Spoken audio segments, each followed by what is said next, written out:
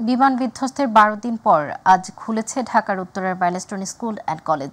সকাল ৯টার দিকে নবম থেকে দ্বাদশ শ্রেণীর কিছু শিক্ষার্থী ও অভিভাবক ক্যাম্পাসে আসেন, কিন্তু নেই আগের সেই হৈ হুল্লোড়, চারদিকে নিস্তব্ধতা।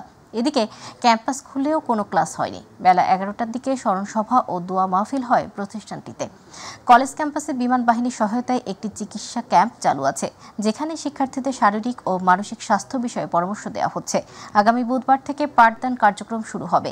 একই সঙ্গে পরবর্তী ৩ মাস শিক্ষার্থীদের মানসিক অবস্থার উন্নয়নে কাউন্সেলিং কার্যক্রম অব্যাহত থাকবে বলে জানিয়েছেন কলেজের অধ্যক্ষ মোহাম্মদ জিয়াউল আলম। আমি তাদের আত্মার মাগফিরাত কামনা করি এবং আল্লাহ তাহাদেরকে বেহেশত নসিব করুন। টিচাররা স্টুডেন্টদের সাথে কথা বলবে, কারণ কথা বলে কাউকে যদি মনে হয় যে সে একটু এখনও তার ঘোর কাটেনি বা আতঙ্কিত, তাকে আমরা তখন কাউন্সেলিংয়ে নিয়ে যাব। ক্লাসটা আসলে শুরু হবে মেইনলি মঙ্গলবার, আমাদের 5 তারিখের পরে 6 তারিখ থেকে।